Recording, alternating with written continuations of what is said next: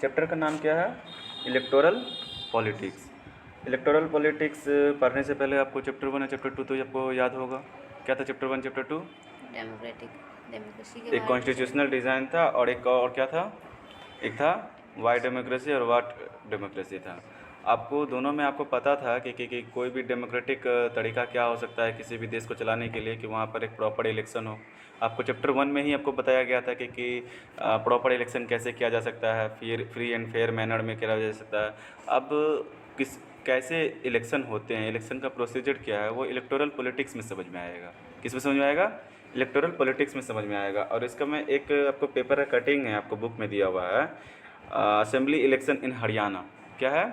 Assembly election in Haryana. Haryana का जो एक स्टेट असेंबली जो 1987 में होता है, जिसमें चौधरी देवीलाल एक तरह के सीएम बन करके उभरते हैं। ठीक है, लोक दल के ये एक लीडर थे। ठीक है, ये सीएम बनते हैं, बट उससे पहले कांग्रेस की सरकार थी। ठीक है, वहाँ पे स्टेट लेजिस्लेटिव असेंबली का हो रहा है। ठीक है, तो वहाँ पर क्या कांग्रेस का था, तो वो कांग्रेस ने बोला कि नहीं, इन्होंने बहुत ही भ्रष्टाचार किया है, बहुत उन्होंने कैंपेन किया, रैली किया, और बहुत लोगों को बोला क्या कि एक तरह का न्याय युद्ध नाम करके एक कैंपेन छेड़ा, जिसमें एक तरह का बोल सकते हैं कि हाँ, एक तरह का जस्टिस के लिए। ठीक है, और न्याय युद्ध नाम का एक कैंपेन किया, और उसमें क्या क्या प्रॉमिस किया कि ठीक है, क्या क्या प्रॉमिस कि wave the loans of farmers, यानी कि किसानों का जो भी कर्ज है ना वो माफ़ कर दिया जाएगा। ठीक है, वो तो आप देखते होंगे कि ये पॉलिटिकल लीडर्स का एक तरह का एक एजेंडा होता है कि कभी भी वो कैंपेन और रैली करेंगे तो कुछ इस तरह के वायदे करते हैं कि लोगों का वो ट्रस्ट जीते हैं। ठीक है, जिससे कि लोग उनको क्या करते हैं, वोट देते हैं। ठीक है, और जिससे कि वो सीट जीते। ठीक है, तो जिसमें से उन्होंने लोक दल और उनके जो पार्टनर्स थे उन्होंने कितना सीट जीता? 90 में से 76। अगर हम कहें तो अगर उसमें से सिर्फ मेजोरिटी के लिए अगर उनमें से अगर 45 प्लस भी जीत जाते हैं ना, वो क्या 45 भी अगर वो जीत जाते हैं तो वो हो जाता है। ठीक है, 90 का क्या हो जाएगा आपको, 45 प्लस भी अगर आप उसको जीत जाते हैं तो मेजोरिटी उनका हो जाता है, जिसमें से उनको 76 जीते। तो ठीक है, ऑब्वियसली ये जीत गए, और जीते तो कौन क्या हुए? देवीलाल क्या चूज हुए? सीएम चूज हुए। तो ये एक कहानी है, आपको एक दिया हुआ है कि हरियाणा का जो एक असेंबली इलेक्शन हुआ था उसका एक कहानी है। ठीक है, तो आपको उसके बारे में आपको ध्यान में रखते हुए आपको समझना है कि आखिर ये जो स्टोरी दिया हुआ है इससे हम लोग क्या समझ रहे हैं। ये जो स्टेट लेजिस्लेटिव असेंबली है ये क्या हुआ है, उसमें चौधरी देवीलाल एक रिप्रेजेंटेटिव के थ्रू दिखाई दे रहा है, और ये इलेक्शन कैंपेन के थ्रू आपको दिखाई दे रहा है कि न्याय कैंपेन, उसमें लोगों को कैसे आपको इलेक्शन कैंपेन में क्या क्या प्रॉमिस किए जा रहे हैं। ठीक है, उसमें क्या सीट के थ्रू कितना सीट होता है, कि कैसे वोटिंग होता है, वोटिंग लिस्ट बनते हैं, नॉमिनेशन ऑफ कैंडिडेट्स होते हैं, वो सब समझेंगे, और कैसे कोई भी चूज़ होता है, सब वो भी सब सही मैनर में होना चाहिए, फ्री एंड फेयर मैनर में होना चाहिए। वो सब हम क्या समझेंगे, इस चैप्टर में समझेंगे। तो इस चैप्टर का ये जो कहानी है, इसमें इस चैप्टर को समझने से पहले हम आपको इतना समझा देते हैं कि इसमें 3 पिलर है। ठीक है, इलेक्टोरल पॉलिटिक्स में इस चैप्टर के 3 पिलर्स हैं। पहला तो आपको फिलोसफिकल है। क्या है? फिलोसफिकल एंड आपको मिलेगा। क्या मिलेगा आपको? फिलोसफिकल एंड मिलेगा। ठीक है, और दूसरा आपको क्या होगा? दूसरा आपको देखने को मिलेगा इंडिया में इलेक्शन कैसे होता है। क्या होता है? इंडिया में इलेक्शन कैसे होगा। और तीसरा जो है ना आपको इसी का, तो जो इंडिया में जो इलेक्शन होता है ना, तो उसकी रिलेटेड कुछ थियोरेटिकल एस्पेक्ट हैं। ठीक है, तो वो हो जाएंगे आपको 3 पिलर्स हो जाएंगे। ठीक है, तो सबसे पहला सवाल है आपको यही आएगा कि why do we need election. सबसे पहला सवाल आपको क्या आएगा कि why do we need elections की क्यों ज़रूरत है। ठीक है, तो सवाल है कि why do we need election. अब बताइए इलेक्शन क्यों जरूरी है। उससे पहले ये समझते हैं कि बिना हम लोगों को देखें कोई भी जो डेमोक्रेटिक कंट्री में बिना इलेक्शन के थ्रू वहाँ का कैसा वो कंट्री होगा, कैसा वो जगह का सिचुएशन होगा, उस स्थिति को थोड़ा सा इमेजिन करते हैं कि imagine a democracy without election कैसा होगा। सपोज के देखिए कि बिना इलेक्शन का कैसा होता होगा डेमोक्रेसी। कह सकते हैं कि ठीक है, पहले के टाइम में एथेंस के टाइम में आपको डेमोक्रेसी दिखता था, वहाँ पे भी तो इलेक्शन नहीं होते थे, वहाँ पे लोग सब आकर के पार्टिसिपेट करते थे। बट अभी के टाइम में क्या फिजिकली पॉसिबल है? चैप्टर 1 में याद कीजिए, चैप्टर 1 में आपको बताए थे कि अभी के टाइम में क्या है, रिप्रेजेंटेटिव डेमोक्रेसी है। क्या है? रिप्रेजेंटेटिव डेमोक्रेसी है। और अभी के टाइम में आपको पता है कि सब लोग जाकर के एक जगह पार्टिसिपेट हो पाना फिजिकली पॉसिबल नहीं है। मान के चलिए सबको आ भी गए तो सबको प्रॉपर एक डिसीजन लेने में सबको उतने स्किल्ड है नहीं। ठीक है, सबको इतना सही डिसीजन नहीं ले सकेंगे। तो इसलिए क्या होता है, अभी के समय में सबसे सही क्या होते हैं? रिप्रेजेंटेटिव डेमोक्रेसी होते हैं।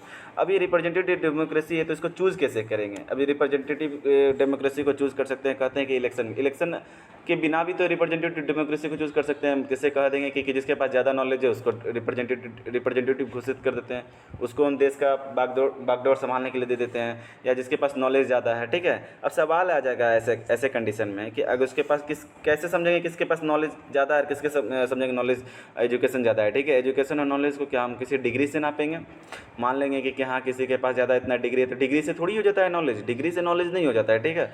तो सबका अपना अपना अलग अलग फील्ड है, अलग अलग फील्ड में उसका अलग अलग डिग्री होगा, तो कैसे हम उसको मानेंगे कि कौन एजुकेटेड है, कौन नॉलेजफुल है, ठीक है। और सपोज दैट मान भी लिए कि एजुकेशन का हम एक डिग्री एक बना भी लिए, ठीक है। अब उस आधार पर अगर हम किसी को चूज कर भी लिए अपना रिप्रेजेंटेटिव को, तो क्या वो डेमोक्रेटिक होगा?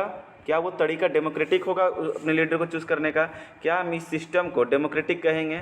डेमोक्रेटिक नहीं, उसको नहीं कहेंगे। उससे अच्छा है कि भाई सीधी बात है, इलेक्शन करवा लो। क्या करवा लेते हैं? इलेक्शन करवा लेते हैं, इलेक्शंस करवाएंगे। Elections are considered essential to in our times for any representative democracy. सीधी सी बात है, क्लियर। जब ये हो जाएगा, ठीक है, उसमें क्या होता है कि in an election the voters make many choices. अब सीधी सी बात है कि अब ये सवाल अगर आपको एग्ज़ाम में आ जाए कि why do we need elections, तो सीधी सी बात है कि हम लोगों के इलेक्शंस में वोटर क्या कर सकते हैं इलेक्शंस में?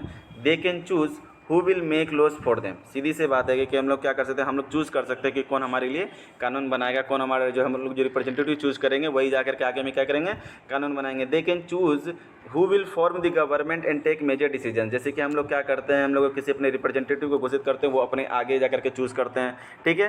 किसको जो कानून कौन बनाएगा उनको वो सपोर्ट करते हैं, उनको अपना आगे चूज़ करते हैं, गवर्नमेंट बनाते हैं, ठीक है। उसके बाद क्या, they can choose the party whose policies will guide the government and laws making. सीधी सी बात है कि हम वैसे पार्टी को चूज़ करेंगे जिसका पॉलिसीज़ को देखेंगे कि गवर्नमेंट, मतलब सीधी सी बात है कि जैसे बीजेपी हो गया, कांग्रेस हो गया, आम आदमी पार्टी हो गया, शिवसेना हो गया, ये सब बहुत सारे पार्टियां हैं, ठीक है। अब वो सब पार्टियां हैं, वो सब पार्टी क्या कर रहे हैं कि हम उनको पार्टी का देखेंगे कि किसका डिसीजन, किसका पॉलिसीज़ कितना अच्छा है, कि वो आएंगे, वो अगर पावर में आते हैं तो वो क्या करेंगे, तो उनका पॉलिसीज़ को हम लोग देखेंगे। अगर उनका पॉलिसी लगेगा कि हाँ वो गवर्नमेंट कैसा सही लग रहा है, क्या हमारे फ़ायदे के लिए है कि नहीं है, तो वो हम लोग देखेंगे, उस अनुसार से हम लोग उसको वोट देते हैं, ठीक है, हम लोग उसको चूज़ करते हैं। क्लियर, यहाँ तो कोई डाउट? अब हम लोग समझते हैं कि अब तो मान के चलिए इलेक्शन तो हो तो गया, ठीक है, लेकिन इलेक्शन तो बहुत जगह कंट्री में भी हो रहा है, पाकिस्तान में भी हो रहा है, चाइना में भी हो रहा है, जिम्बाब्वे में भी हो रहा है, ठीक है, मैक्सिको में भी हो रहा है, सऊदी अरेबिया में भी हो रहा है, इंडिया में भी हो रहा है, यूएसए, ब्रिटेन, सब जगह हो रहा है। लेकिन क्या ऐसा चीज़ होता है जो इलेक्शन को डेमोक्रेटिक बनाता है? सवाल ये आता है कि what makes an election democratic, ठीक है। तो डेमोक्रेटिक कैसे बनाता है इसको समझेंगे। Election held in both democratic and non democratic countries. Democratic countries में भी होते हैं, नॉन डेमोक्रेटिक कंट्रीज़ में भी होते हैं। जैसे कि आपको एग्जांपल देख लीजिए तो चाइना का, चाइना तो रोज़ रोज़ चिल्ला के बोलता है कि हम लोग तो डेमोक्रेटिक है, लेकिन पता है कि चाइना क्या कर रहा है, वहाँ पे एक सिंगल पार्टी है, वहाँ पे तो कोई चूज़ करने का कोई है ही नहीं। वहाँ पर यह आगे कि चाइनीज़ कम्युनिस्ट पार्टी को ही वोट दो या तो चाइनीज़ कम्युनिस्ट पार्टी को ही वोट दो, ठीक है, वहाँ पे कोई और पार्टी का तो सिस्टम है ही नहीं। तो but what makes an election democratic और अनडेमोक्रेटिक, ठीक है, सीधी सी बात है कि कौन डेमोक्रेटिक और नॉन डेमोक्रेटिक है, उसको समझने के लिए सबसे समझेंगे कि अच्छा ये सवाल आपके एग्जाम में आ सकता है कि what makes an elections democratic election, ठीक है। कोई भी इलेक्शन को कैसे कोई डेमोक्रेटिक इलेक्शन बनता है, ये आपको क्वेश्चन एग्जाम में आ सकते हैं, तो इससे ध्यान रखना है। तो उसमें कुछ पॉइंट है, उन पॉइंट को ध्यान में रखना है, ठीक है। सबसे पहला कि everyone should be able to choose, ठीक है, सभी को वोटिंग राइट हो, क्या हो, सभी को वोटिंग राइट हो, ठीक है, सभी लोग उसमें वोट कर सके, चूज़ करें। This means that everyone should have one vote and every vote क्या हो, शुड हैव इक्वल वैल्यू। सीधी सी बात है कि सभी को चूज़ करने का अधिकार हो, ठीक है, सभी को वोट देने का अधिकार हो। उसके बाद there should be something to chosen from. अब आप देख सकते हैं कि चाइना के कंडीशन में आप देखे थे कि वहाँ पे तो किसी कोई और अदर को चूज़ करने का तो कोई वहाँ पर कोई ऑप्शन था ही नहीं, या तो इसी को वोट दो या तो इसी को वोट दो, ठीक है, मतलब कोई दूसरा वहाँ पे सिस्टम था नहीं। तो इसमें क्या है ना कि आपको किसी मतलब कि वहाँ पे अदर पार्टियाँ होना चाहिए, मोर देन 2 होना चाहिए, 2 या मोर देन 2 होने चाहिए, ठीक है। Parties and candidate should be free and contest elections, ठीक है, उसमें अदर कैंडिडेट उसमें इलेक्शंस लड़ सकते हैं और शुड ऑफर सम क्या कर सकते हैं, real choices to the voters, ठीक है, और वो वोटर्स के चॉइसेस के आधार पर वो क्या करेंगे, वहाँ पे चूज़ होंगे, ठीक है। The choices should be offered at regular intervals. अब क्या है कि मान के चलिए हम लोग पहला पॉइंट को भी अगर देखें तो चलिए ठीक है कि वहाँ पे सबको वोटिंग दे दिया, सबके वोट भी हो गया, वहाँ पे अदर आपको कैंडिडेट भी थे, ठीक है। वो दूसरा पॉइंट को भी देखें तो अदर कैंडिडेट भी थे, वो लोग भी क्या किए, वहाँ पे भी आपको जीत गए। अब थर्ड पॉइंट ऐसा है कि वहाँ पे रेगुलर इंटरवल पर क्या होना चाहिए कि वहाँ पर आपको हटते मतलब एक तरह का क्या होना चाहिए ना, सपोज दैट क्या हुआ कि कोई आया पार्टी है, वो जीत गया, ठीक है, वो पार्टी आया जीत गया, सब चीज़ सही, ये दोनों पॉइंट के आधार पर देखा जाए तो वो मैनेट अपने तरीके से जीत गया। वो आया बोला कि अब तो हम यहीं के बादशाह हैं, अब हम तो हम यहाँ हटने वाले नहीं हैं, अब हो गया, जीत गए ना, अब आराम से हम पापड़ में आप कोई कुछ नहीं बोल सकता है। तो क्या ये सही होगा? हाँ, तो ये चीज़ क्या ऐसा चीज़ होगा जो उस चीज़ को इस चीज़ करने से मना करेगा? तो उसके लिए क्या करना होगा, एक रेगुलर इंटरवल पर हम लोगों को इलेक्शंस करवाना जरूरी होगा। तो elections must be held at regularly after few years, जैसे कि हमारे कंट्री में क्या है 5 ईयर्स है, यूएस में क्या है 4 साल का है, ठीक है। तो ऐसे से हम लोगों का क्या करते हैं, कहीं कहीं पर कुछ साल के तो कहीं 5 होते हैं, कहीं 6 होते हैं, कहीं 4 होते हैं, ठीक है। नॉर्मली इतने आपको देखने को मिलेंगे। तो the candidate preferred by the people should get elected. यहाँ पर क्या है कि जो इलेक्टेड हो, यानी कि जो यहाँ पर कैंडिडेट है ना, वो किसके द्वारा चूज किया गया हो, लोगों के द्वारा, जनता के द्वारा। वो पाकिस्तान वाला कंडीशन नहीं हो जाए जनरल परवेज मुशर्रफ के जैसा, ठीक है। वहाँ पर क्या हो गया था, वो आया अपने आप के रेफरेंडम कराया, और आज ही से हम सभी का प्रेसिडेंट है, चीफ एग्जीक्यूटिव घोषित किया, फिर प्रेसिडेंट बना, लीगल फ्रेमवर्क ले आया। तो ये एक सब क्या चीज़ था, वो जो पाकिस्तान के कंडीशन में हम लोग चैप्टर 1 में पढ़े थे, तो आपको पता है ना, उसमें क्या देखने को मिला था कि वो अपने आप को आया और अपने आप को बना दिया, क्या कर दिया, बोला कि नहीं हमें यहाँ से प्रेसिडेंट है। तो क्या वो सही वो जनता के द्वारा चूज किया गया था? नहीं, ठीक है। Election should be conducted in free and fair manner where people can choose as they really wish. सबसे बड़ी बात है कि यहाँ सब चीज़, चारों चीज़ अगर मान के चले, चारों पॉइंट अगर सही तरीके से कर भी दिया, अगर लास्ट में क्या करे कि सबको बोले कि जब जा रहा हो वोट देने के लिए तो कनपट्टी पे बंदूक लगा दिया हो, क्या करा हो, तो आप जल्दी से वोट दो नहीं तो मार देंगे, ठीक है, या उसको डराया धमका जा रहा है, यानी डर्टी ट्रिक्स खेला जा रहा है, ठीक है। तो अब ऐसा अगर तरीका से अगर वोटिंग हो रहा है, इलेक्शन करवाया जा रहा है, तो क्या ये डेमोक्रेटिक इलेक्शन होगा? नहीं। तो क्या होना चाहिए, फ्री एंड फेयर मैनर में होना चाहिए, लोगों के अपना चॉइस होना चाहिए। क्लियर? चलिए अब सवाल है, ठीक है, is it good to have political competition? अब सीधी सी बात है कि पॉलिटिकल कंपटीशन जो है ना, पॉलिटिकल, सीधी बात है, elections is all about to competition, सीधी बात है। इलेक्शंस क्या है? Political competition. आप देखते होंगे कि रोज़ टीवी चैनल्स पर रोज़ देखते होंगे लड़ाई चलते रहता होगा, बीजेपी, कांग्रेस, आम आदमी पार्टी, शिवसेना, आपको रोज़ देखने मिलता होगा कि पॉलिटिकल कंपटीशन अपने आप में क्या कर रहे हैं, रोज़ लड़ाई कर रहे हैं। तो क्या ये चीज़ अच्छी बात है कि पॉलिटिकल कंपटीशन होना, लोगों को लड़वाना, लोगों को रैलियाँ निकाल रहे हैं, लोग लड़ रहे हैं, लोग अपने आप आपस में लड़े जा रहे हैं, मतलब ये क्या अच्छी बात है? हाँ, ये कहीं से तुमको नहीं लग रहा है कि ये अच्छी बात है? तो इलेक्शंस, अब आगे पढ़ते हैं कि अच्छी बात है कि गलत बात है, समझते हैं। पॉलिटिकल कंपटीशन, इसमें कुछ डिमेरिट्स हैं। क्या है? पॉलिटिकल कंपटीशन में है तो कुछ तो डिमेरिट्स होंगे ही, ठीक है। डिमेरिट्स क्या है, कुछ क्या क्या इसके डिसएडवांटेजेस है? तो it creates a sense of disunity and disunity factionalism.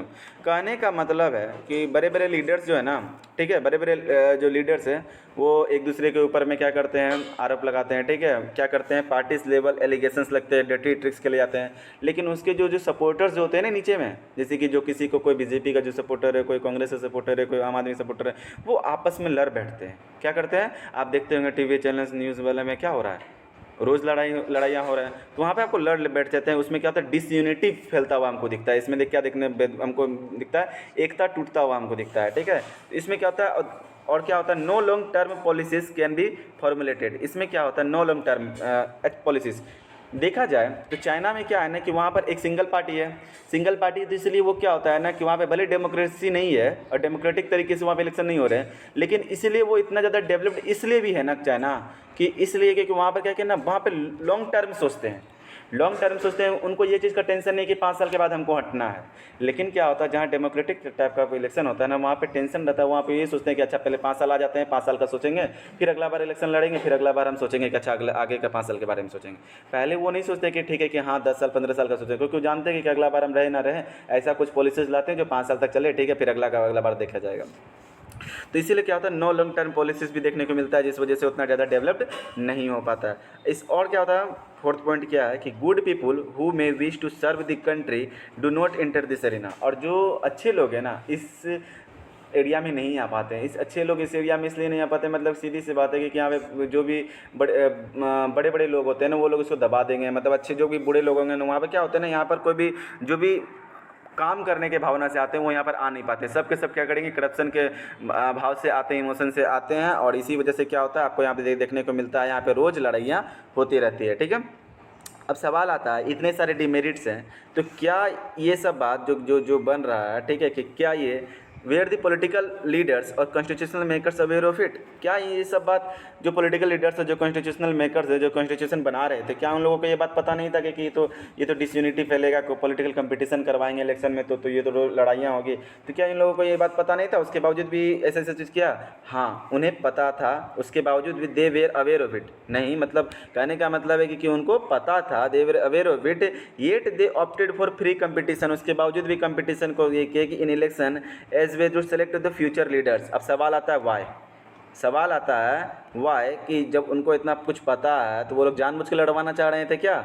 नहीं। अब समझाते हैं कि कंपटीशन का यहाँ पे रोल क्या है। कंपटीशन थोड़ा फेयर इंसेंटिव की तरह आपको देखना होगा। ये होगा क्या ना कि देखिए, सब के सब लोगों का आप सोचिए कि सभी के सभी लोग क्या करेंगे, मान के चलिए कोई भी लीडर्स यहाँ पे करप्शन के भाव से आता है, मान लेते हैं सभी के सभी लीडर्स क्या कर रहे हैं, करप्शन के भाव से आ रहे हैं। एक बीजेपी का भी आ रहा है, वो भी करप्शन के भाव से आ रहा है, कांग्रेस से वो भी करप्शन के भाव से आ रहा है। लेकिन करप्शन के भाव से वो इलेक्शन लड़ने के लिए जो अपना इलेक्शन कैंपेन करेंगे, तो वो कोई कुछ भी करेंगे, वो पावर में आने के लिए भी उनको क्या करना होगा, लोगों का ट्रस्ट जीतना होगा। क्या करना होगा? पहले लोगों का ट्रस्ट जीतना होगा। लोगों का ट्रस्ट जीतने के लिए उनके लिए काम करना पड़ेगा, कुछ ना कुछ तो उनको काम करना पड़ेगा, भले मजबूरी में, कि हाँ लोगों को कि हमको पावर में नहीं तो अगला बार हमको उठा के फेंक देगा, तो भले वो कुछ भी होगा। तो कंपटीशन एक तरह का फेयर इंसेंटिव की तरह हमको एक फायदेमंद के रूप में हमको दिखता है। ठीक है, इसलिए दिखता है कि इन रियलिटी में क्या होता है ना, हम लोग सोचते हैं कि क्या इलेक्शन है तो अच्छा बात है ना, वो तो सेवा भाव से जा रहा होगा, लेकिन ये रियल वर्ल्ड है। ठीक है, यहाँ कोई भी वो आदर्श दुनिया नहीं है कि लोग ऐसा सोच करके जा रहे हो कि वो काम करने के लिए जाएंगे, वो ऐसा नहीं होता है। रियल वर्ल्ड में ऐसा नहीं होता है। इन आइडियल वर्ल्ड में ऐसा समझ में आता है कि पॉलिटिकल लीडर्स क्या करते हैं, know what is good for the people, वो तो जानते हैं कि क्या लोगों के लिए सही है, और and are motivated only by desire की टू सर्व देम, उनका सेवा भाव से आते हैं। ये एक आइडियल वर्ल्ड में ही अच्छा लगता है ये सब बात। ठीक है, लेकिन क्या होता है एक्चुअली में क्या है ये तो, बट वर्ल्ड इज़ रियल। ठीक है, लेकिन क्या होता है कि political competition is not necessary in such an ideal world. Ideal world में तो पॉलिटिकल कंपटीशन की कोई जरूरत नहीं है। सब सोचेंगे अरे तो सेवा भाव से जा रहा है, हम क्यों लड़े, इन्हीं को बनने देते हैं। ऐसा होगा ना कि एक पार्टी सोचेगा कि ये पार्टी इतना अच्छा है, ऐसा कर दे कि नहीं हम लोग नहीं आते हैं इलेक्शन में, ये पार्टी बहुत अच्छा है, ये तो सेवा भाव से आ रहा है। ऐसा नहीं होता है। ठीक है, रियल वर्ल्ड यहाँ पे अच्छे लोगों को कच्चा चबा जाएगा। ठीक है, ऐसा सिस्टम है। तो leaders are required to work, leaders क्या करते हैं, are required to work hard to remain in power. सीधी सी बात है, पावर में बने रहने के लिए उनको कुछ ना कुछ तो काम करना पड़ेगा। कोई भी पावर में, चाहे वो करप्शन करने के लिए भावना, लोगों को भरोसा जितना हो, भले लोगों को बेवकूफ़ बना दे वो अलग बात है। ठीक है, लेकिन क्या करेंगे, उनको पावर में बने रहने के लिए क्या करना होगा, लोगों का भरोसा जितना होगा, और लोगों को भरोसा जीतने के लिए लोगों के लिए काम करना पड़ेगा। और गेन इट, और टू गेन इट, उनको पाने के लिए भी पावर, यानी कि जो इलेक्शन लड़ रहे हैं, जो पावर में नहीं है, उनको भी क्या करना होगा, लोगों का भरोसा जितना होगा और लोगों के लिए काम करना पड़ेगा, क्योंकि हाँ उनको मौका दिया जा रहा है। तो political competition is a reward की तरह दिखा जा रहा है, कि for serving at the same time punishment की तरह भी दिखाया जा रहा है, for the not performing the duty. ठीक है, नॉट परफॉर्मिंग द ड्यूटी, कि अगर काम नहीं करेगा तो ठीक है बाबू, 5 साल के बाद उखाड़ के फेंकेंगे तुमको, सीधी सी बात है।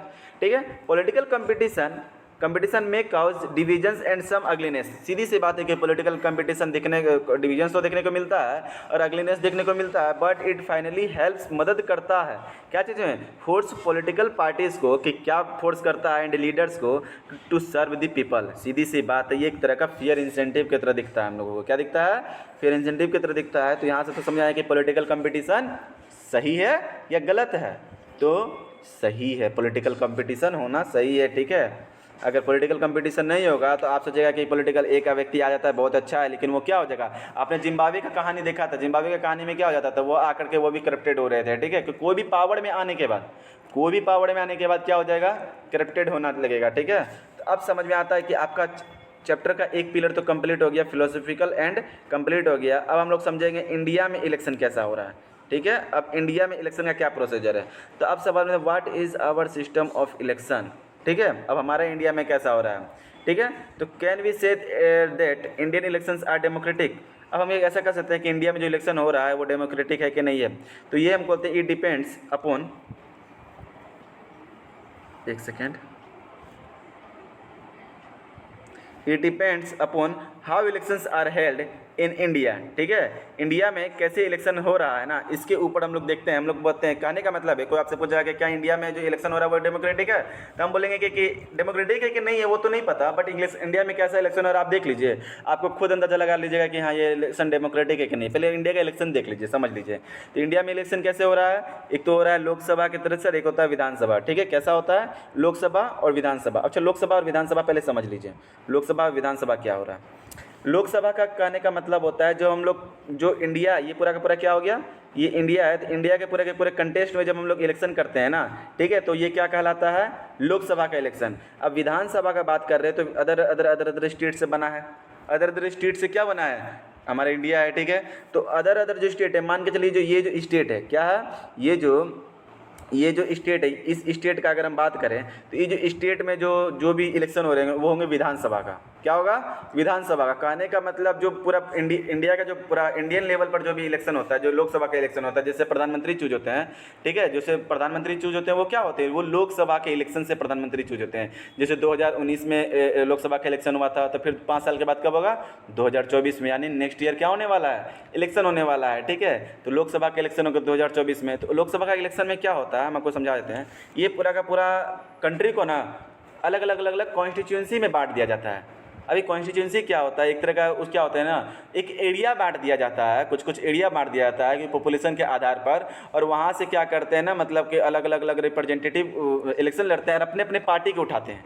क्या करते हैं, अपने अपने हर जगह से आपको क्या करते हैं, हर जगह क्या करे जाएंगे, उठा दिया, हर जगह से अलग अलग पार्टी के अपने रिप्रेजेंटेटिव खड़ा करते हैं और लोग उसको वोट देते हैं। फिर वहाँ से क्या होता है ना, हर जगह से क्या होता है कि कोई एक रिप्रेजेंटेटिव चूज़ किया जाता है। तो टोटल हमारे कंट्री में क्या है, लोकसभा की सीट है 543, जिस पहले 2 एंग्लो इंडियन थे उसको हटा दिया गया। अब 2 एंग्लो इंडियन थे उनको हटा दिया गया, तो 543 है।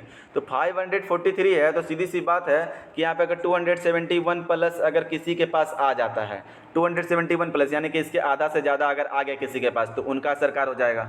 अगर मान लेते हैं बीजेपी का, अगर जैसे कि बीजेपी को अगर आ जाता है 271 प्लस मेजोरिटी, ठीक है, तो वो क्या हो जाएगा, उनका सरकार बनेगा, ठीक है। तो क्या होगा कि ये सीट कैसे आता है 271 का, वो समझते हैं। होता क्या है ना कि सब जगह में क्या करते हैं, अपने अपने रिप्रेजेंटेटिव उठाते हैं, और वो रिप्रेजेंटेटिव जब जीतते हैं ना, तो वो रिप्रेजेंटेटिव का काउंटिंग होता है, ठीक है। जैसे यहाँ से एक रिप्रेजेंटेटिव बीजेपी का जीत गया, एक यहाँ से जीत गया, एक यहाँ से जीत गया, एक यहाँ से जीत गया, एक यहाँ से जीत गया, तो जहाँ उसको गिनेंगे, टोटल हम लोगों को गिनेंगे कि वो रिप्रेजेंटेटिव टोटल कितना हुआ, वही सीट होता है, ये वही सीट होता है हमारा। क्या होता है, ये जो 543 है ना, वही सीट होता है। तो टोटल सीट नहीं जीतना है, टोटल सीट हम लोगों को नहीं, कोई नहीं जीतता टोटल सीट, ठीक है। सीधी सी बात है ना, बाकी सभी तो जीतेंगे, तो हम लोगों को कितना जीतना है, बस हम लोगों को 50% प्लस ज़्यादा से लाने की कोशिश करेंगे कि हम लोगों को 271 प्लस लाने का हम लोगों को कोशिश करेंगे कि 272 जैसे हो गया वैसे हम लोगों का क्या हो जाएगा, हम लोगों का सरकार बनेगा। जैसे कि कहने का मतलब बीजेपी का सरकार या कांग्रेस का सरकार या आम आदमी सरकार, आम आदमी पार्टी का, तो जिसके पास 271 प्लस का हम लोगों को आ जाएगा वो हो जाएगा। अब होता है क्या कि यहाँ पर क्या है ना, आपको ये हो गया स्टेट, मान लेते हैं बिहार, मान लेते हैं कोई भी चीज़, तो बिहार में भी आपको अलग अलग कॉन्स्टिट्यूशन में बांटा जाता है, ठीक है। और इनमें भी आपको इलेक्शन करवाए जाते हैं। अब यहाँ से भी जो चूज होते हैं तो इनको कहते हैं MLA, यहाँ से जो चुन के जाते हैं उनको क्या कहते हैं, मेंबर ऑफ लेजिस्लेटिव असेंबली। नाम में ही वर्ड लिखा हुआ है, मेंबर है वो किसका है, लेजिस्लेटिव असेंबली का है, और लेजिस्लेटिव असेंबली किसी स्टेट के अंदर होता है, ठीक है। तो लेजिस्लेटिव असेंबली में क्या होता है, लेजिस्लेटिव असेंबली का वो क्या होते हैं, वो भाग होते हैं, यानी कि वो एक स्टेट असेंबली के आपको वो भाग हुए, तो मेंबर हुए। तो वहाँ से वो वहाँ पर वो जो विधानसभा यानी कि स्टेट में जो होता है, जैसे कि CM बनते हैं, चीफ मिनिस्टर बनते हैं। अच्छा, चीफ मिनिस्टर देखते होंगे कि चीफ मिनिस्टर कोई स्टेट में कभी इलेक्शन हो रहा है चीफ मिनिस्टर का, कभी देखिएगा कोई और स्टेट में कभी और इलेक्शन हो रहा है, कभी सुनिएगा 1 साल बाद हो गया उसका, कभी सुनिएगा 2 साल के बाद उसके यहाँ हो रहा है। तो वो क्या होता है ना, हर स्टेट का अपना अपना टाइम होता है इलेक्शन का, ठीक है। लेकिन जो लोकसभा का जो इलेक्शन होता है वो उसका फिक्स्ड होता है हर 5 साल में। जैसे 2019 में हुआ तो 2025 में होगा, पूरा इंडिया में होगा, ठीक है। क्लियर यहाँ तक, ठीक है। तो इसीलिए हम इसको जनरल इलेक्शन भी बोलते हैं, इसीलिए हम लोकसभा को क्या बोलते हैं। हैं, लोकसभा को ही हम लोग क्या कहते हैं, जनरल इलेक्शन बोलते हैं। क्योंकि जनरल इलेक्शन इसलिए बोलते हैं कि ये हर 5 साल में पूरे इंडिया लेवल पर हर जगह होता है। लेकिन विधानसभा का जो इलेक्शन होता है, जो कि स्टेट लेवल पर होता है, वो किसी स्टेट में देखिएगा वो अपना उसका टाइम है, उसका उस टाइम पर हो रहा है, किसी स्टेट में किसी अदर टाइम पर हो रहा है, कोई अदर टाइम पर हो रहा है, इसलिए उसको जनरल इलेक्शन नहीं बोलते हैं। कोई डाउट यहाँ तक आप समझ आया लोकसभा विधानसभा? हालांकि आपके बुक में उतना नहीं दिया हुआ है, फिर भी हम आपको समझा रहे हैं, ठीक है। Sometimes election in held only for one constituency. कभी कभी क्या होता है, एक कॉन्स्टिट्यूंसी के लिए होता है। ऐसा से वाले क्यों? ऐसे कभी कभी अचानक कैसे हो जाता है? वो इसलिए हो जाता है कि to fill the vacancy caused by death. मान के चलिए कि कोई वहाँ पर इलेक्टेड एमपी था, ठीक है, वो क्या हो जाता है, वहाँ का डेथ हो जाता है, ठीक है, या एमपी बोलिए, एमएलए बोलिए, स्टेट के लिए हो या लोकसभा के लिए हो, कोई भी हो, तो वहाँ पर डेथ कर गया, या वहाँ पर रजिस्टर्ड, या वहाँ पर से कोई रिज़ाइन दे दिया, खाली हो गया, किसी भी हाल में मेंबर वहाँ पे खाली हो गया, तो वहाँ पर क्या कहेंगे हम लोग, उसको बाई इलेक्शन बोलते हैं। वो जो इलेक्शन करवाया जाता है वो कौन सा इलेक्शन के थ्रू होता है, उसको कहते हैं बाई इलेक्शन। यानी कभी भी किसी का देहांत हो जाए या किसी का रेजिग्नेशन आ जाए और उस कंडीशन में क्या होता है, मेंबर खाली हो जाता है, तो हम उस कंडीशन में जो इलेक्शन करवाते हैं वो बाई इलेक्शन। ये MCQs में क्वेश्चन आ सकता है कि बाई इलेक्शन क्या है, तो 1 नंबर में आपको आ जाएगा। यहाँ तो कोई डाउट, सवाल समझ में आया? चलिए अब क्या है ना, आपको कॉन्स्टिट्यूंसी समझाते हैं कि इलेक्टोरल कॉन्स्टिट्यूंसी क्या होता है। इलेक्टोरल कॉन्स्टिट्यूंसी क्या होता है कि area based system of representation. इसमें क्या करते हैं, एरिया बेस्ड हम लोग क्या करते हैं ना, बांट देते हैं। जैसे हमको एग्जांपल के तौर पर बताते हैं, ये आपको एरिया है, इसमें क्या है कि कुछ ये आपको कॉन्स्टिट्यूंसी में बांटा गया, कुछ इतने बड़ा है, कुछ इतने बड़ा है, कुछ इतना छोटा है, कुछ इतना छोटा है, कुछ इतना छोटा है, कुछ इतना बड़ा है। तो अलग अलग एरिया के अनुसार आप बोलेगा सर ऐसे क्यों किए हैं, तो बताते हैं क्या होता है। जैसे कि दिल्ली बहुत ही छोटा एरिया है, लेकिन वहाँ पे पॉपुलेशन बहुत ज़्यादा है, वहाँ पर लोकसभा का 7 सीटें हैं। क्या है, लोकसभा का 7 सीटें, लेकिन गोवा छोटा होने के बावजूद गोवा में ज़्यादा आपको नहीं मिलेगा पॉपुलेशन, तो वहाँ पे लोकसभा का 1 सीट है। तो एरिया के अनुसार जो हम लोग जो सीट डिफाइन करते हैं ना, तो उसको हम लोग क्या कहते हैं, ये क्या कहते हैं, हम लोग उसको इलेक्टोरल कॉन्स्टिट्यूंसी में बांट देते हैं। क्या करते हैं, इलेक्टोरल कॉन्स्टिट्यूंसी में हम लोग एरिया बेस्ड बांटते हैं। कैसा सिस्टम होता है रिप्रेजेंटेशन का, area based system of representation. The country is divided into different areas में बांट दिया जाता है, जिसको हम लोग कहते हैं electoral constituency for purpose of election. सीधी सी बात है, हम लोग क्या करते हैं, इलेक्शन के लिए हम लोग क्या करते हैं, अलग अलग कॉन्स्टिट्यूंसी में बांट देते हैं। The voters who live in that area, उस एरिया में जो रहते हैं, इलेक्ट 1 रिप्रेजेंटेटिव। और इसी तरह हम लोग जो समझते हैं कि हम लोग डायरेक्ट प्रधानमंत्री को वोट देते हैं, हम लोग डायरेक्ट प्रधानमंत्री को वोट नहीं देते हैं। हम लोग क्या करते हैं, हम लोग अपना एक रिप्रेजेंटेटिव को वोट देते हैं। वो रिप्रेजेंटेटिव क्या होता है, वो बीजेपी का उतारा हुआ होता है, ठीक है। वो बीजेपी का एक तरह से क्या होता है ना कि अलग अलग जो सीट का जब देखा जाता है, जब गिनती होता है, काउंटिंग होता है, जब जिसका ज़्यादा सीट होता है, तब उसके आधार पर वो पार्टी जीतती है। क्लियर यहाँ तक? Elect 1 representative. अब सीधी सी बात समझ लीजिएगा, जैसे एक होता है लोकसभा, एक होता है विधानसभा, और एक होता है पंचायत एंड म्यूनसिपल इलेक्शंस। अच्छा, विधानसभा एक जगह होता है राज्यसभा। राज्यसभा से कन्फ्यूजन नहीं होना है, राज्यसभा के बारे में बाद में बताएंगे, ठीक है। तो एक होता है लोकसभा। लोकसभा क्या होता है, हमारा 543 इलेक्टोरल कॉन्स्टिट्यूंसी है, ठीक है। सीधी सी बात है, 2 एंग्लो इंडियन था, 545 जिसको हटा दिया गया अब, ठीक है। रिप्रेजेंटेटिव जो इलेक्टेड होते हैं उसको हम लोग क्या कहते हैं, इसको क्या कहते हैं, MP, मेंबर ऑफ पार्लियामेंट, क्योंकि वो पार्लियामेंट जाके बैठने वाले हैं। समझ आया ना, क्योंकि वो पार्लियामेंट में बैठेंगे, मेंबर ऑफ पार्लियामेंट है। और एक होता है विधानसभा। विधानसभा क्या करते हैं, वो भी उसी तरह क्या करते हैं, एक स्टेट को अलग अलग कॉन्स्टिट्यूशन में बांटते हैं। जैसे कि क्या करते हैं, इंडिया में क्या होता है, इंडिया में जब इलेक्शन होता है, इंडिया में जब लोकसभा का इलेक्शन होता है, तो वहाँ पे भी अलग अलग कॉन्स्टिट्यूशन में बांटा जाता है।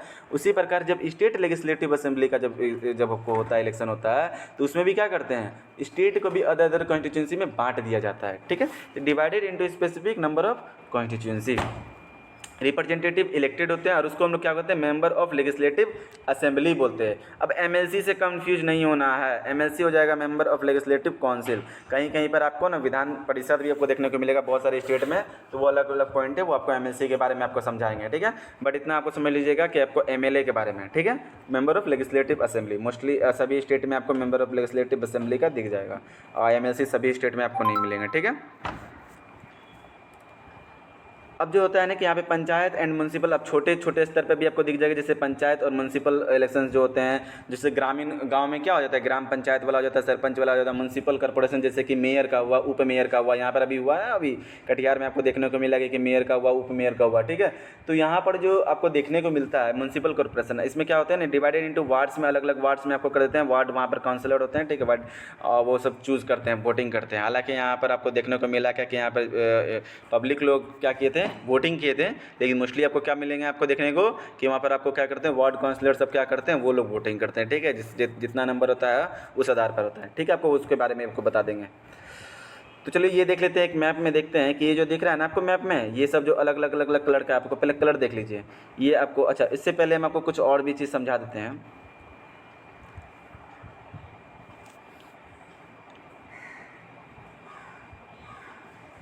अब आता है आपको रिजर्व कॉन्स्टिट्यूंसी, समझ लीजिए। अब क्या होता है कि कभी कभी आपको क्या होता है, कॉन्स्टिट्यूंसी भी बांट दिया गया है। ये क्या है, ओपन इलेक्टोरल कंपटीशन है, इलेक्टेड कंपटीशन है, जिसमें क्या होता है कि वीकर सेक्शन जो होते हैं, जो कि वीकर सेक्शन कहने का मतलब है शेड्यूल कास्ट, शेड्यूल ट्राइब्स, जो भी वीकर सेक्शन में आते हैं, may not stand a good chance to win. ऐसा देखा जाता है कि वो अगर इलेक्शन में खड़े होंगे तो उनको जीतने का चांसेस नहीं है, कि मतलब कि बड़े कास्ट जैसे कि जनरल कास्ट है वो नहीं चाहेंगे कि हाँ हमारे एरिया का जो भी इलेक्टेड रिप्रेजेंटेटिव वो शेड्यूल कास्ट का, शेड्यूल ट्राइब्स का। और ऐसे ही होते थे जब भी देश आज़ाद हो रहा था ना, उस वक्त क्या होता था ना, कास्ट बेस्ड बहुत ही ज़्यादा भेदभाव होता था, ठीक है। तो इस वजह से क्या हो रहा था कि इसलिए क्या किया गया ना कि उन लोगों के लिए एक रिजर्व्ड कॉन्स्टिट्यूंसी बनाया गया। उसमें क्या किया, अब देखिए क्यों है उन लोगों को ऐसा क्यों लगता था, उनके पास रिसोर्सेज की कमी थी, उनके पास एजुकेशन की कमी थी, उनके पास कॉन्टैक्ट की कमी थी, और इन कमी के होने की वजह से पावरफुल पीपल क्या करते थे, उनको प्रिवेंट करते थे फ्रॉम द विनिंग इलेक्शन, उनको हटने से। इस वजह से क्या होता है कि the system of reserve constituency was introduce. इसी वजह से क्या हुआ कि जो रिजर्व कॉन्स्टिट्यूंसी है ना वो इंट्रोड्यूस किया गया, ठीक है। तो some constituency are reserve for the people who belong to schedule caste, जो कि ऐसे कास्ट जो कि शेड्यूल्ड हैं, ठीक है, जो पिछड़े रह गए हैं, और ऐसे ट्राइब जो पिछड़े रह गए हैं, ऐसे आदिवासी हैं, ठीक है, उनके लिए। तो शेड्यूल ट्राइब्स और शेड्यूल कास्ट लोगों के लिए क्या किया गया है, कुछ रिजर्व कॉन्स्टिट्यूंसी का आपको प्रावधान है, ठीक है। In a schedule caste reserve constituency only है someone who belongs to the schedule caste and can stand for election. सीधी सी बात है। अब यहाँ समझिएगा, मेरे कहने का मतलब ये नहीं है कि शेड्यूल कास्ट का है तो वो मतलब कहने का मतलब है कि उसको सिर्फ शेड्यूल कास्ट ही वोट देगा, ऐसा नहीं है। मेरे कहने का मतलब समझिए कि कुछ ऐसे जगह है ना कि कंट्री में बहुत सारे ऐसे एरिया आपको देखने को मिलेंगे, वहाँ पे शेड्यूल कास्ट बहुत ज़्यादा है, शेड्यूल ट्राइब्स बहुत ज़्यादा है। अच्छा, उस आधार पे भी और ऐसे नहीं भी बताते हैं आपको, ये चीज़ बदलते भी रहते हैं। कंट्री में कुछ कुछ एरिया को बांट दिया गया है, कुछ कुछ कॉन्स्टिट्यूंसी को बांट दिया गया है कि ऐसे, जैसे कि ये कुछ कुछ कॉन्स्टिट्यूंसी था, ठीक है, ये क्या था, कुछ कुछ कॉन्स्टिट्यूंसी था हमारे इंडिया में। तो बोला क्या कि इसमें ऐसा करते हैं कि ये वाला जो कुछ ऐसा कॉन्स्टिट्यूंसी है इसको रिजर्व कर दो।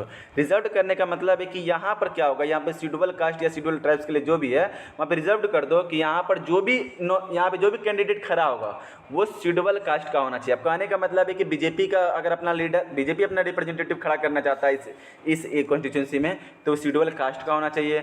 अगर आम आदमी पार्टी अगर खड़ा कर रहा है तो वो शेड्यूल कास्ट का होना चाहिए, कांग्रेस अगर खड़ा कर रहा है तो वो शेड्यूल कास्ट का होना चाहिए, या कांग्रेस खड़ा कर रहा है तो जो भी है, शिवसेना जो भी कर रहा है तो शेड्यूल कास्ट का होना चाहिए, शेड्यूल ट्राइब्स का होना चाहिए। तो जो जगह शेड्यूल कास्ट, जो शेड्यूल ट्राइब्स के लिए एरिया बना दिया गया होगा कॉन्स्टिट्यूंसी, वहाँ पर कौन इलेक्शन, वहाँ पे नॉमिनेशन होगा कैंडिडेट का, वैसा कौन सा कैंडिडेट का नॉमिनेशन होगा वहाँ पर, जो शेड्यूल कास्ट और शेड्यूल ट्राइब्स के होंगे। यहाँ तक कोई डाउट है? आई होप यहाँ तक तो क्लियर होगा। दोज बिलोंगिंग टू एसटी, सीधी से बात अब एसटी की तरफ, the contest and elections from A constituency reserve for ST, जो रिजर्व फॉर एसटी होगा वो क्या कर सकते हैं, इलेक्शन कंसिस्ट कर सकते हैं, मतलब वो इलेक्शन में भाग ले सकते हैं, ठीक है। अब जान लीजिए कि कितना कितना आपको इलेक्शन में आपको प्रावधान है, ठीक है। तो number of seat in reserve in Lok Sabha में क्या है ना, लोकसभा में आपको देखने को मिलेगा कि 84 शेड्यूल कास्ट के लिए, 84 क्या है आपको, शेड्यूल कास्ट के लिए है, ठीक है। और 47 आपको क्या चीज़ का देखिएगा, शेड्यूल ट्राइब्स के लिए है। क्लियर है? शेड्यूल कास्ट के लिए कितना है 84 और शेड्यूल ट्राइब्स के लिए 47। लोकसभा का निश्चित है कि 84 शेड्यूल कास्ट है, 47 क्या है ना शेड्यूल ट्राइब्स के लिए, ठीक है। तो वहाँ पर शेड्यूल ट्राइब्स के लोग ही वहीं पर जाकर के नॉमिनेशन हुआ कैंडिडेट का, ठीक है।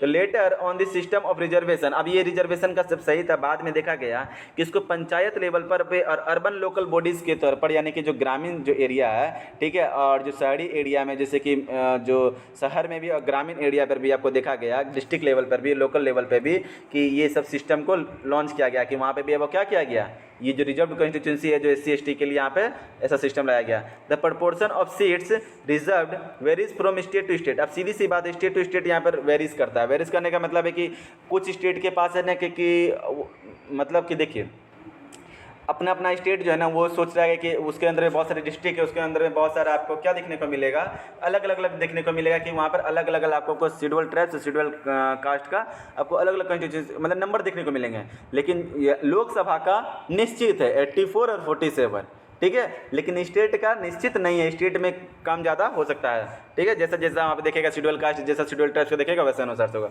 और इसी तरह वोमेन के लिए भी किया गया है कि 1/3 भी सीट रिजर्व किया गया है in rural and urban local bodies के लिए, ठीक है, कोई डाउट यहाँ तक, ठीक है। और ये जो मैप में आपको देख रहे हैं ना, ये मैप जो आपको एक तरह से आपको ये दिखाएगा कि यहाँ पे आपको जनरल कैटेगरी के आपको दिख जाएंगे टोटल कितने कॉन्स्टिट्यूंसी 543, जिसमें से आपको 412 आपको इतने मिल जाएंगे, 84 आपको दिख जाएगा SC के लिए, 47 आपको दिख जाएगा ST के लिए। तो ये जो डार्क ग्रीन और ये जो नॉर्मल ग्रीन आपको जो दिख रहा है ना, ये रेड है, सॉरी, ठीक है, 84 वाला रेड वाला देख लीजिए और ग्रीन वाला आपको ये आपको हो जाएगा शेड्यूल ट्राइब्स के लिए। तो ये जो आप देख रहे हैं ना अलग अलग ये वाला दिख रहे हैं, ये वाला दिख रहा है आपको, ठीक है, तो ये सब क्या दिख रहा है आपको अलग अलग जो कलर से जो चूज़ किया गया है आपको दिखेगा कि ये नॉर्थ ईस्टर्न स्टेट में देख लीजिए, ठीक है, आपको यहाँ बीच में आपको देख लीजिए इतना दूर, यहाँ देख लीजिए, यहाँ देख लीजिए। तो ये जब शेड्यूल कास्ट शेड्यूल ट्राइब्स के लिए आपको क्या कर दिया गया, बांट दिया गया, ये सब शेड्यूल ट्राइब्स के लिए बांटा गया है, ठीक है। तो ये जो जहाँ अभी मतलब सर्कल किया ना वो शेड्यूल ट्राइब्स का है, और जो डार्क है वो क्या है शेड्यूल कास्ट के लिए है। तो यहाँ तक आपको डाउट, अच्छा अलग अलग स्टेट का लिखा हुआ भी है कि आंध्र प्रदेश में इतना है, अरुणाचल प्रदेश में इतना है, असम में इतना है, बिहार में इतना, ये सब आपको स्टेट कॉन्स्टिट्यूंसी लिखा हुआ है, ना कि ये आपको अलग अलग शेड्यूल कास्ट शेड्यूल ट्राइब्स का नहीं है, ये स्टेट का कॉन्स्टिट्यूंसी है, ठीक है। अगर आपको पढ़ना होगा तो पढ़ लीजिएगा, ये याद करने की उतना जरूरत है नहीं, बस ध्यान रख सकते हैं कि आंध्र प्रदेश में इतना है, देख लीजिएगा, अरुणाचल प्रदेश में इतना है, बिहार में आपको देखिए बिहार में 40 स्टेट का कॉन्स्टिट्यूंसी है, ठीक है, 40 है। क्लियर यहाँ तक समझ में आया? यहाँ तक रिजर्व कॉन्स्टिट्यूंसी क्या होता है, यहाँ तो कोई डाउट है? नंबर ऑफ रिजर्व कॉन्स्टिट्यूंसी भी आप जान गए कि कितना लोकसभा में कितना है, ठीक है।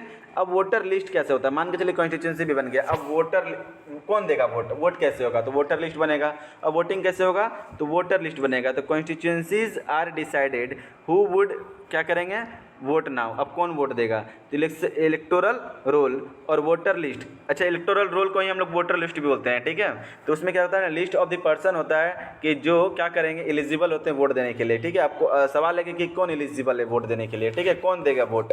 तो हम लोग कौन सा हम लोग अपनाए हैं, यूनिवर्सल एडल्ट फ्रेंचाइजी हम लोग अपनाए हैं, जिसमें क्या होता है कि कोई भी सिटीजन्स जो भी 18 हो और 18+ हो, वो क्या होता है, वोट देने के अधिकार का होता है, ठीक है। तो based on the principle of adult universal adult franchise पर होता है, जो कि हमारे कंट्री में भी अडॉप्ट किया गया है, ठीक है। 18 या 18+ होता है, ठीक है, उसके ऊपर। तो 1 वोट 1 वैल्यू, ठीक है, above can vote in the elections, ठीक है।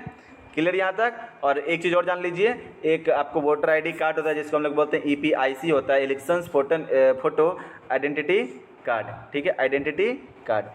इसका बीच बीच में अपडेशन ऑफ वोटर लिस्ट होता है। अच्छा, अपडेशन लिस्ट का कहने का मतलब है, अपडेशन क्यों होता है, जैसे कि क्या होता है कि जैसे अभी आपका एज नहीं हुआ 18, ठीक है, तभी आप वोट देने के योग्य नहीं है, लेकिन आपका जब 18 हो जाएगा तब तो आपको वोट देंगे, लेकिन आप वोट दीजिएगा कैसे, अगर वोटर लिस्ट अगर अपडेट नहीं होगा तो आप दे पाइएगा नहीं। तो इसीलिए वोटर लिस्ट क्या होता है, अपडेट होते रहता है। जो 18 का होता है वो फिर उसका नाम चढ़ता है वोटर लिस्ट में, फिर वो वोट देता है। जैसे कि मेरा नाम चढ़ा है तो हम क्या कर सकते हैं, वोट दे सकते हैं। अब क्या होता है कि कुछ लोग क्या हो जाता है, कुछ लोग का देहांत हो जाता है, तो अब उनका क्या होता है, उनका तो नाम काट करके हटाना पड़ेगा ना। अब तो वो वोट देने का अधिकार नहीं, तो उनका वोटर लिस्ट नाम हटाया जाता है। एक मूवी देखे हैं भूतनाथ वाला मूवी देखे, अमिताभ बच्चन वाला, उसमें आपको दिखाया गया होगा कि मरने के बाद भी क्या करने जा रहे हैं, यूज किया जा रहा था, आपको अलग अलग उसका वोटर ID कार्ड का यूज करके इलेक्शन दिया जा रहा है, मतलब वोट दिया जा रहा है, मतलब मरने के बावजूद भी वोटिंग हो रहा है, ठीक है। तो इसीलिए क्या किया जाता है, अपडेट होना चाहिए वोटर लिस्ट का, ठीक है। तो वोटर लिस्ट का क्या होना चाहिए, अपडेशन होना चाहिए। Some criminals and a person with, अच्छा सबको वोटिंग देने का राइट है नहीं, कुछ क्रिमिनल्स जो कि सम क्रिमिनल्स और person with unsound mind can be denied to right the vote, उनको वोट दिया। ऐसे देखिए जेल में भी वैसे वोटिंग होता है, जेल में भी वोटिंग देने का अधिकार सबको है, लेकिन अब कुछ ऐसे क्रिमिनल्स होते हैं, कुछ ऐसे अनसाउंड माइंड होते हैं जिनको वोट देने का अधिकार नहीं होता है, जिनको लगता है कि नहीं वोट देने का अधिकार नहीं है उनको, तो उनको नहीं दिया जाता है, ठीक है। उनका भी बताएंगे, उनका स्पेशली वो भी एक्सेप्शनल केसेस में होता है, ठीक है। अब नॉमिनेशन ऑफ कैंडिडेट, अब कैंडिडेट का जो नॉमिनेशन होता है वो समझ लीजिए। Anyone who can vote can also become a candidate to contest election. सीधी सी बात है, कौन आपको कैंडिडेट का जो नॉमिनेशन होता है वो क्या होता है, जो भी वोट दे सकते हैं वो क्या कर सकते हैं, आपका उनका नॉमिनेशन हो सकता है। सीधी सी बात है, जो वोट दे सकते हैं वो कैंडिडेट भी बन सकते हैं, लेकिन एक एज डिफरेंसेस है। लेकिन क्या है, एक एज डिफरेंसेस है कि वोटर्स के लिए एज जो जो आपको दिया गया वो कितना 18 ईयर्स, और कैंडिडेट के लिए क्या किया गया 25 ईयर्स। तो ये ध्यान रखना है कि ये नहीं कि हाँ आपका 18 होगा और आप जा करके नॉमिनेशन फाइल कर दीजिए, ठीक है, हम भी नॉमिनेट कर रहे हैं, अपना इलेक्शन लड़ रहे हैं, ऐसा नहीं होगा। 25 ईयर्स जब तक नहीं होगा तब तक हम नहीं कर सकते। There are some other restrictions होते हैं on the criminals etcetera, but this से कुछ क्रिमिनल्स के ऊपर में रेस्ट्रिक्शंस होते हैं, but this apply in very extreme cases. सीधी सी बात एक्सेप्शनल केसेस पर होता है, ठीक, कुछ रेस्ट्रिक्शंस लगे होते हैं क्रिमिनल्स के ऊपर। पॉलिटिकल पार्टीज नॉमिनेट दियर कैंडिडेट, ठीक है, वो कैंडिडेट को क्या करते हैं नॉमिनेट करते हैं, उनको विजय तिलक लगाते हैं, who get party symbol and support, उनको पार्टी का सिंबल मिलता है, सपोर्ट मिलता है, और वो क्या करते हैं जाते हैं उनको टिकट मिलता है। Parties nomination is often called party ticket. अब पार्टी टिकट का मतलब ये मतलब है कि कोई टिकट की तरह, टिकट करने का मतलब है तो उनको उस पार्टी के थ्रू उसको खड़ा किया जा रहा है, ठीक है। अब उसको बोला जा रहा है कि ठीक है तुमको विजय तिलक लगा दें, विजय भव। सीधी बात है कि अब तुम जीत के लाना, अब तुम, सीधी बात है। Every person who wishes to contest an election has to fill a nomination form. क्या कर सकता है वो, क्या कर सकता है, क्या करना पड़ेगा उसको, क्या करना पड़ेगा नॉमिनेशन फॉर्म भरना पड़ेगा, गिव सम मनी करना पड़ेगा, कुछ सिक्योरिटी डिपॉजिट। एक नॉमिनेशन फॉर्म भरना होता है और एक कुछ सिक्योरिटी डिपॉजिट करना होता है। सिक्योरिटी डिपॉजिट इसलिए कुछ ज़्यादा नहीं होता है, कुछ हज़ार लाखों में होता है। इसलिए क्या होता है ना कि ऐसा क्या होता है कि मतलब कि वो देखा जाता है कि कभी ऊंच नीच कुछ कभी हो गया कुछ इलेक्शन में तो वो सरकार उसके वहाँ यूज कर सके, ठीक है। और इसलिए भी किया जाता है ना, वो देखता है कि ये इलेक्शन लड़ने का मतलब कुछ उसका वो आर्थिक रूप से वो ठीक तो है ना, लड़ने के लायक तो है ना, वो देखना जाता है उसका, ठीक है। तो सिक्योरिटी डिपॉजिट भी देखता है। Every candidate has to make a legal declaration होता है, गिविंग फुल डिटेल्स ऑफ क्या चीज़ का डिटेल्स दिया जाता है, अब इसको समझते हैं हम लोग। पहली बात तो serious criminal cases pending against the candidate, उसके अच्छा वहाँ पर क्या था रेस्ट्रिक्शंस लगा हुआ था, यहाँ पर देखा जाता है कि क्या उसके ऊपर कोई पेंडिंग है। मत कहने का मतलब समझ लीजिए दोनों केसेस में अंतर है, पेंडिंग होने में और क्रिमिनल हो जाने में अंतर होता है। मतलब क्या होता है कभी किसी के ऊपर में क्रिमिनल केसेस डाल दिया गया तो वो क्रिमिनल नहीं कहला जाएगा जब तक उसके ऊपर केस क्लियर हो करके, जब तक जज उसके ऊपर बोल नहीं देता है, ठीक है, जब तक उसके ऊपर क्लियर नहीं हो जाता कि वो क्रिमिनल है तब तक वो क्या कहलाएगा पेंडिंग। तो वो चीज़ को ध्यान रखना है कि अगर पेंडिंग है तो अलग बात है, ठीक है। अगर उसको घोषित कर दिया गया है कि वो अगर क्रिमिनल है तब अलग बात हो जाएगा, ठीक है। तो दोनों में अलग बात है। तो डिटेल्स ऑफ दिस क्या कहा जाता है, details of the sets of liabilities of the candidate and his and her family, उसके फैमिली का जितना जायदाद जितना पैसे उसे क्या है उसका आय इनकम सब चीज़ को देखता है। Educational qualification of the candidate भी लेता है, एजुकेशनल क्वालिफिकेशन भी क्या करता है कैंडिडेट का लेता है, ठीक है। और ये कैंडिडेट को ये सब चीज़ क्या करता है पब्लिक कर देता है। ये जो क्या करता है इलेक्शन कमीशन जो ये सारा क्या करता है इलेक्शन कमीशन के पास जाता है, ये इलेक्शन कमीशन के पास जाता है रिकॉर्ड। ये इलेक्शन कमीशन जो information has to made public क्यों करते हैं, इसके थ्रू ही तो लोगों को पता चलेगा वोटर्स को कि जो डिसीजन लेंगे कि वो किसको करना है, इसी के आधार पर तो of the information provided by the candidates कि वो चूज करेंगे, ठीक है। वो अपना डिसीजन लेंगे कि किनको हमको वोट देना है, क्यों देना है वोट, ठीक है। वो कितने क्या है नहीं है, वो कितना अच्छा है नहीं है, वो तो जानेंगे तब तो सबके बारे में, इसलिए वो क्या करते हैं उसको पब्लिक करते हैं। अब एक सवाल है, ये सवाल हालांकि पूछेगा नहीं और ये सवाल ऐसे अपने मन से डाला गया है कि why don't we have any educational qualification for candidate. ये सब ना बड़े बड़े इंटरव्यूअर सब पूछ लेते हैं कि कभी भी जॉब में जाइएगा तो वहाँ पे आपको पूछ लिया जाएगा कि अगर कोई भी जो इलेक्शन जो लड़ते हैं उसके लिए कोई भी एजुकेशनल क्वालिफिकेशन क्यों नहीं होता है कैंडिडेट के लिए, सवाल है क्यों नहीं होता है। देखिए एजुकेशनल क्वालिफिकेशन किसी भी कैंडिडेट के लिए क्यों नहीं होता है, इसको समझने के लिए क्या है ना कि अगर मान लीजिए हम किसी को कुछ हम एजुकेशनल क्वालिफिकेशन लग देते हैं, सपोज डेट हम ऐसा कर देते हैं कि जो ग्रेजुएशन पास है, ठीक है, वही इलेक्शन लड़ सकता है। अब एक बात मान के चलिए तो हम तो ये क्या कर दिए कि जो ग्रेजुएशन पास नहीं है उनके लिए तो रास्ता बंद हो गया कि वो इलेक्शन लड़ने का, सीधी सी बात है ना, उनके लिए तो रास्ता बंद कर दिया कि जो ग्रेजुएशन का डिग्री जिनके पास नहीं है वो तो बेचारे अब इलेक्शन से दूर भट गए। तो क्या कहा गया था कि एवरीवन शुड भी फ्री होना चाहिए कंटेस्ट इलेक्शन में, जो भी इलेक्शन लड़ने के लिए उनको क्या होना चाहिए फ्री होना चाहिए। डेमोक्रेसी क्या होगा, डेमोक्रेसी में क्या कहा गया था, जो वो डेमोक्रेटिक स्पिरिट को ये तब नहीं ना रखेगा अगर हम लिमिट लगा देते हैं अगर इलेक्शन लड़ने में तो क्या होगा, वो डेमोक्रेटिक स्पिरिट के अगेंस्ट होगा ना। तो इसलिए क्या करते हैं कि अगर लोगों का क्या होता है कि अगर हमको लोगों का यहाँ पर लोगों के सपोर्ट से किसी का यहाँ पर इलेक्टेड होता है, ठीक है। यहाँ पर ये नहीं कर रहे, अब सपोज डेट वही हमको कलर का एग्ज़ाम निकालना है, किसी का कोई जॉब का एग्ज़ाम लगाना है, लेकिन वहाँ पर क्या लगता है, वहाँ पर डिग्री लगता है। तो क्लर्क का एग्ज़ाम देना और इलेक्शन लड़ने में अंतर है, क्लर्क का एग्ज़ाम देना या डॉक्टर बनने में अंतर है। जैसे आप बोल दिएगा कि जिस प्रकार इलेक्शन लड़ने में कोई भी डिग्री उग्री नहीं लगता है, हमको डॉक्टर भी बनना है, लेकिन डॉक्टर हम ऐसे जाते हैं, डॉक्टर बन जाते हैं आज, और कोई भी डिग्री के बिना। तो आप दीजिएगा किसी को ऑपरेशन कर दीजिएगा, वो उसका लास्ट दिन होगा, अंतिम ही दिन होगा फिर।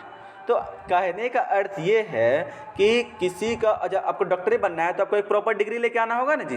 डिग्री इसलिए नहीं लेके आना कि इससे पता चलेगा, डिग्री तो आपको डुप्लीकेट बना के ले जाएगा तो आप क्या समझ जाएंगे कि हम बोल देंगे सर हम भी देखिए डिग्री लेके आ गए हैं और हम बन गए। नहीं, डिग्री से ये पता चलता है कि आपको डॉक्टरी का आपको नॉलेज है, आप ये चीज़ का तैयारी करके आए हैं, आप उनको इनका प्रॉपर नॉलेज है, कैसे क्या ऑपरेशन करना है, किसको क्या दवाई देना है, किसको कैसे इलाज करना है, ट्रीटमेंट करना है। चाहे वो बैंकिंग सेक्टर में है तो बैंकिंग का कुछ नॉलेज होगा, कुछ कंप्यूटर का नॉलेज होगा, तभी ना बैंकिंग का एग्जाम दे सकते हैं। अब बिना एजुकेशन क्वालिफिकेशन से जाएंगे, बोलेंगे नहीं हमको बैंक का जॉब करना है, तो जबरदस्ती तो नहीं कर सकते। जबकि आपको कुछ बेसिक नॉलेज नहीं होगा बैंकिंग से रिलेटेड तो आप बैंक का एग्जाम नहीं दे सकते।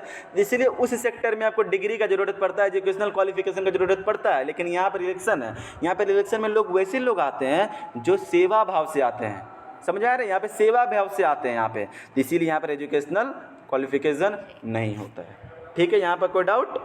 इतना दूर तक तो आपको क्लियर होगा। चलिए आज के लिए यहीं तक रखते हैं, यहाँ तक आपको डाउट?